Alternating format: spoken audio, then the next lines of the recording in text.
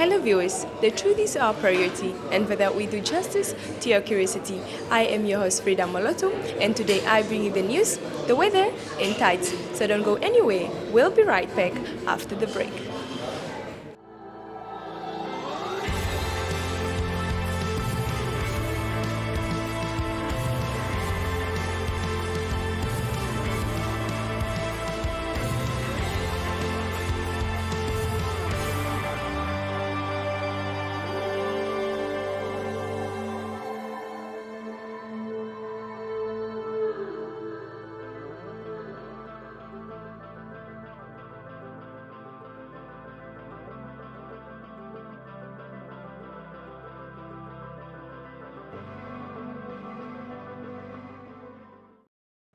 Hallo kijkers en welkom bij vandaag's episode van Erongo Talk. I'm your host Nicanor Nangolo. I am your host Frida Moloto. I'm your host Alan Johannes. Sit gerust terug en geniet hierdie episode met ons. We didn't count them out. We know they played against Grootfontein. Die weer is mooi. Dit is 'n eer om hier te wees. Ondersteun ons. Ons gaan julle trots maak.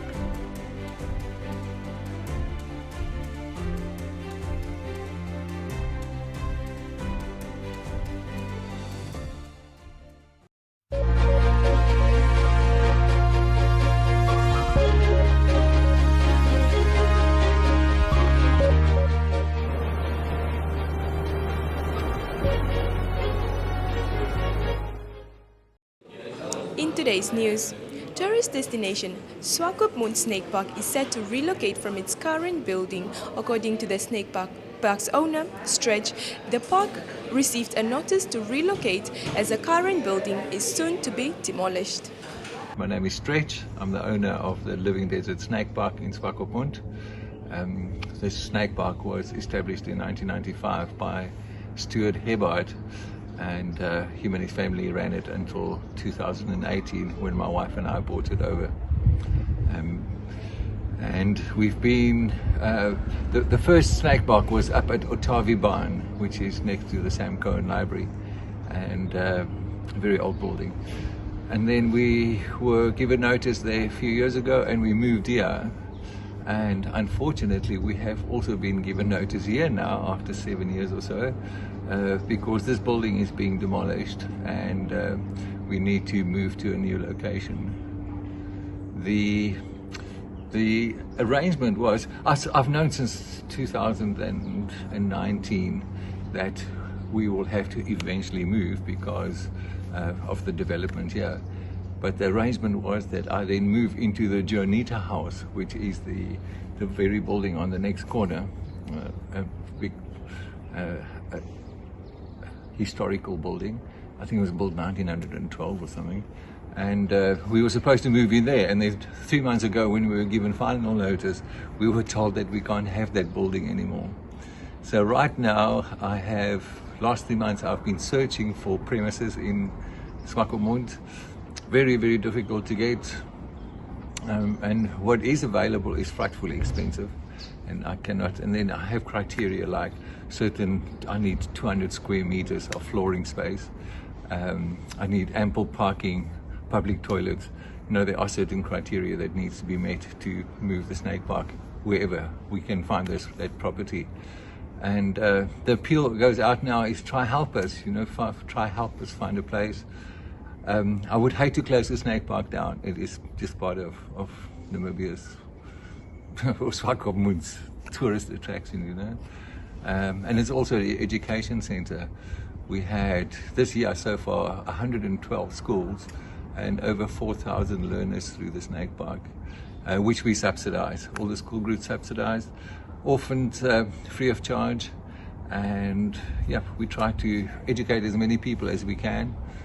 And apart from being a tourist center and a educational center, we are also a research center. My wife is a scientist, and she's in Zanzibar at the moment working with bats. For the World Bank, she's doing an environmental impact assessment there. So she's a research scientist, and that is what the snake park is all about as well. The snake park has been operational since 1995 and has since been an outstanding feature for tourism in the town. And in our second news story, Clientele Solutions Namibia has commenced constructing Africa's first public refilling station with the onset green hydrogen production on Friday in Walvis Bay. Nicanor Nangolo compiled the report for us. Today, we celebrate the bricklaying of a green hydrogen hub, which will contain a solar park, a hydrogen production facility, a hydrogen refueling station, and a hydrogen academy. This will be the first of its kind in Africa and a reference project in the world.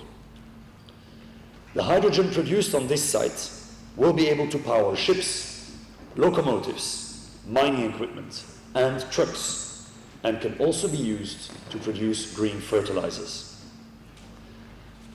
I would like to thank many people who have made this possible. The Namibian government, the Erongo region, the municipality of Walvis Bay, NAM Port, NAM Water, NAM Power, Erongo Red, the Electricity Control Board, the NIPDB, SASCAL, and last but not least, the German Ministry for Education and Research. Big projects that promise transformation take years to build. And in the hydrogen world, there are unfortunately a lot of projects that talk the talk, but don't walk the walk. And that is why we have decided to build this green hydrogen in Walvis Bay today. We want to showcase real hydrogen applications to the local Namibian market. Build the hydrogen economy, as James was saying, bottom up and step by step. By the middle of next year, we hope this location here will become a busy and energetic hydrogen hub and a meeting point for small and large businesses, local and international scholars and research institutes. The Namibian government recognizes the strategic importance of our natural endowment of energy resources and how they can be sustainably exploited to create a long-term source of comparative advantage and a new economic identity for our country. It is against this background that we are looking to position Namibia as a sustainable energy capital of Africa through the beneficiation of our oil and gas resources, renewable energy resources, competitive advantage for green hydrogen production, and position us as a net carbon sink. The second Harambee Prosperity Plan's economic advancement pillar has three main objectives, including the development of complementary engines of growth. The green hydrogen strategy forms part of this objective. It is further important to note that one of the key success drivers identified in the second Harambee Prosperity Plan is collaboration between the public and private sectors, and the pursuit of economic diplomacy as a means to foster impactful partnerships with both locally and international organizations. The world is facing a climate crisis, ladies and gentlemen, of unprecedented proportions, and the urgency to transition to clean and sustainable energy sources has never been more apparent. It is a global imperative that demands collaborative efforts and innovative solutions, such as these happening here today, and Namibia is poised to play a pivotal role in this global transition. Wow, Africa's first public refilling station with an onset of green hydrogen production is being constructed in Namibia. This truly presents a forward thinking of ambitious and approach.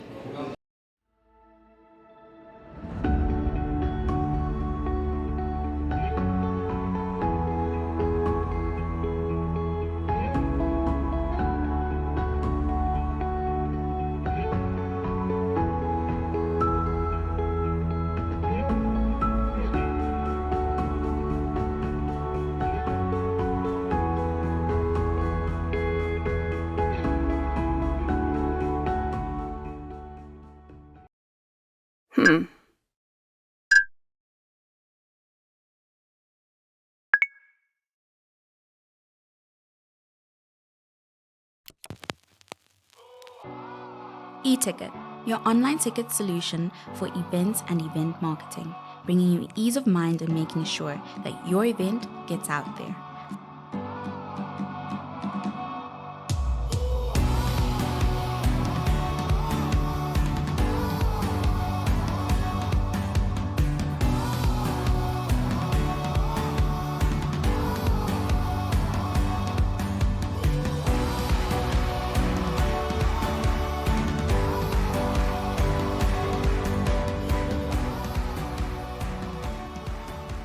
For more information, contact events@nmh.com.na.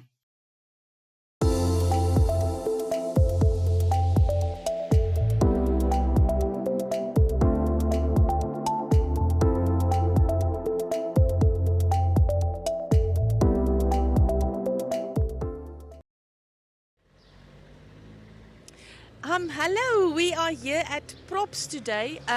This is the most famous corner in Walvis Bay, I think, because of Probst. Probst is 66 years old this year. It's their 66th anniversary. So let's go in and go chat with Marko. He's part of the family. And let's go check out all their lovely cream cakes and their breadchens.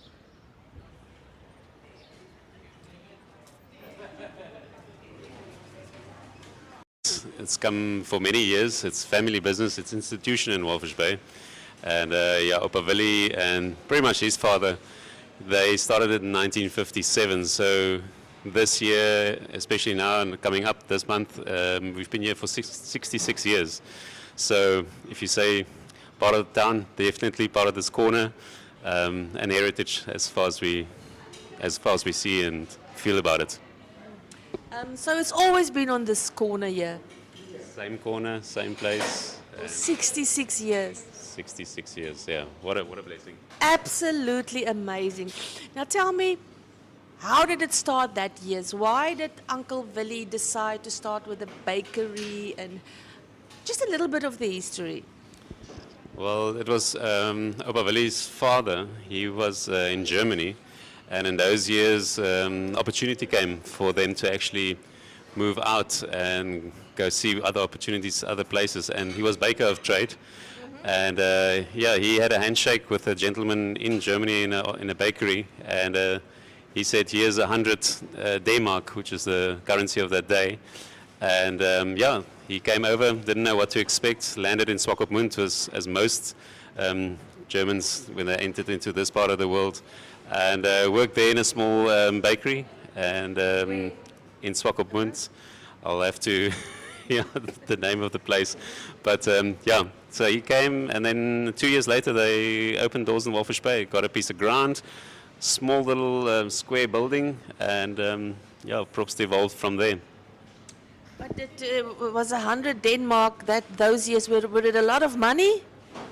I'm sure it was a lot of money in those days, and it was still a gentleman's agreement. It was 100 D-mark, and it was to be given back over a certain period of time. But it was a handshake, and they made the deal, and he's there. The good old days, eh? Gentlemen's agreements. But anyway, Marko, tell us more about your product and your service, your cream cakes, and the lovely products here. What can the holiday makers and the tourists? What can they? Just tell them more. I want them to drool.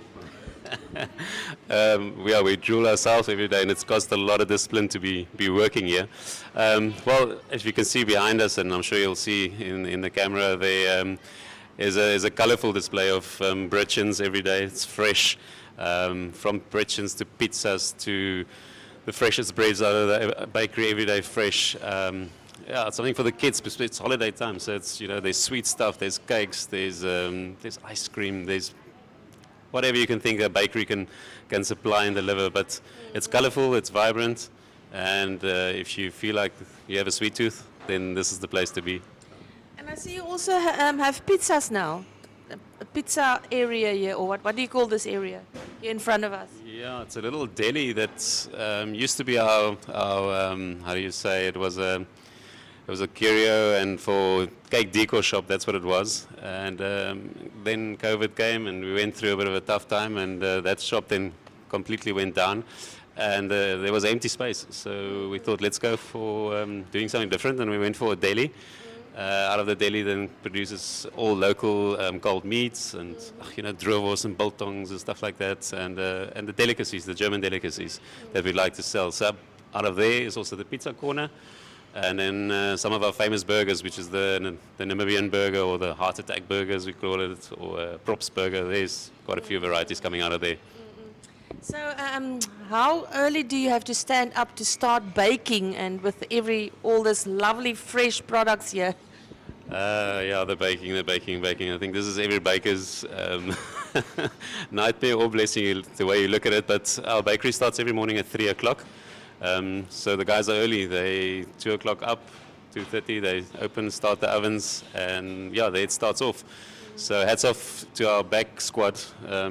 Yeah, they work every day very hard, do their shifts, and yeah, we pull it through till 5 o'clock in the afternoon, and then yeah, that's us for the day. But it's a bakery, and it keeps us busy. And you also have like a very nice breakfast, lunch. You don't have dinner. Lunch. No dinners. We stand ourselves on breakfast and a good lunch, which is a variety from the normal, as you know, it's bacon and eggs, and the Britons are, of course, our signature breads, and then ice spines and spätzle and that real German delicatessens that I love myself. Yeah, the German stuff. That's what we stand for. That's who we are. We try and promote the heritage through that, and then also the cuisine. Because in Namibia we've got so many different varieties, and I think we have something to stand on because we give it a Nam flavor, a Namibian flavor. So it's good. So you can also order your custom-made cake from here. Yeah, we do custom cakes. Yeah, birthdays, weddings, just your everyday cake for occasion. Yeah, whatever's the need, whatever platters. There we go. We do platters. Everything. And your bakers, is it people that's been working here for years and years? I would like to chat to the one that's been working here the longest, if it's possible. Oh, no, definitely. Our bakers have been with us many years.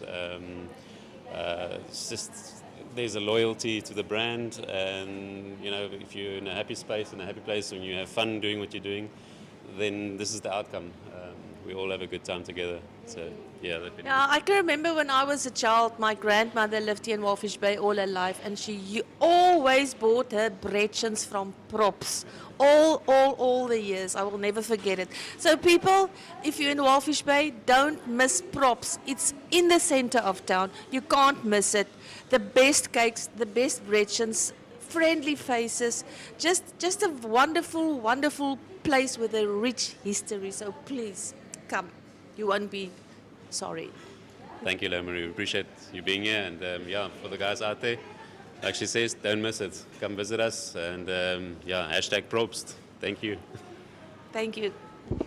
Hallo kijkers en welkom by vandag se episode van Erongo Talk. I'm your host Nicanor Nangolo. I am your host Frida Moloto. I'm your host Johannes. Sit gerus terug en geniet hierdie episode met ons. We didn't count them out. We know they played against Grootfontein. Die weer is mooi. Dis 'n eer om hier te wees. Ondersteun ons. Ons gaan julle trots maak.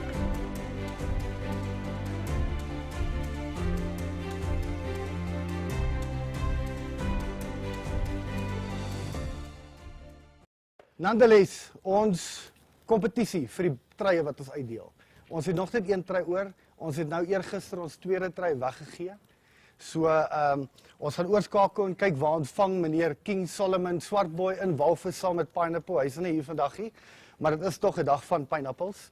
As julle nie weet nie, 0857856231. Ons het 1 trui oor om uit te deel. Net voor die Wêreldbeker eindstryd, en ons het 'n spesiale surprise vir julle van Food Lovers af. So skryf in, julle het nog geheeltyd oor, en ja, maak seker jou inskrywings in en laat julle kan kyk wat julle kan wen. Ons skakel oor na Brian toe op Walvis Bay, waar meneer King Solomon die tweede gelukkige wenner is van die truie.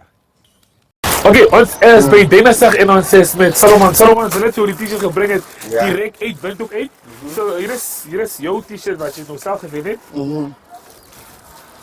Ja, so laat weet dit vir ons sê vir ons, hoe het jy die t-shirt gewen? Hoe voel jy dat die t-shirt gewen het?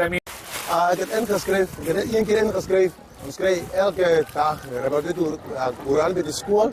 Ik heb ingeschreven, dat was precies als ik volgde. Wanneer begint de World Cup? Ik heb geantwoord en met wie speelt de eerste keer met Italië.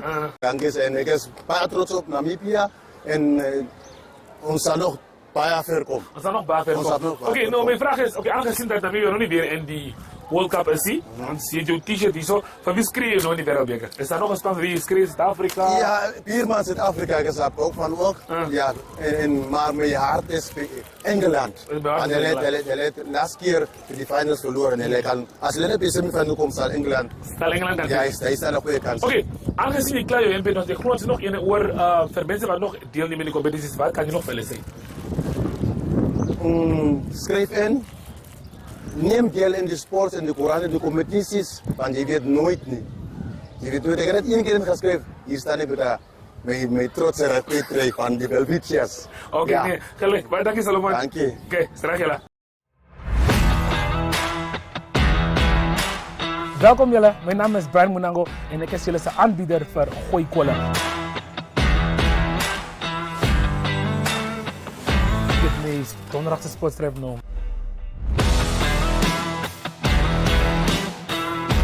Einde van hierdie programma zal ik en hoe om Frans te praten. Je m'appelle? Je bent? Le Joel. Tu as Richie McCall. Is dit nou onderbroek?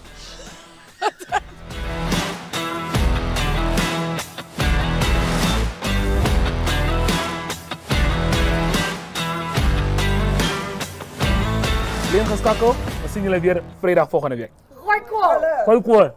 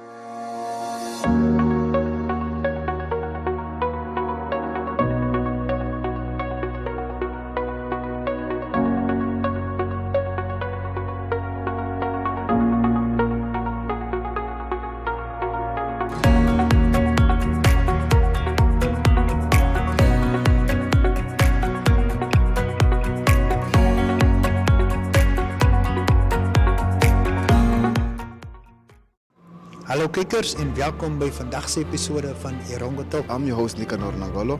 I am your host Frida Moloto. I'm your host Johannes. Sit gerust terug en geniet hierdie episode met ons. We didn't count them out. We know they played against Grootfontein. Die weer is mooi. Het is 'n eer om hier te wees.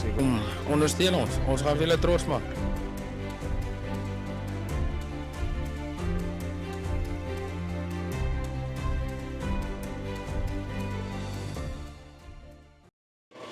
Well viewers, that was your dose of truth and accuracy from our news reporting team. To catch up for more news stories, visit our online channel which is oneup2.com, or you can visit our website at www.erongo.com.na, or you can check out our DSTV channel, channel 285, and on GoTV, channel 25. Catch me again next time.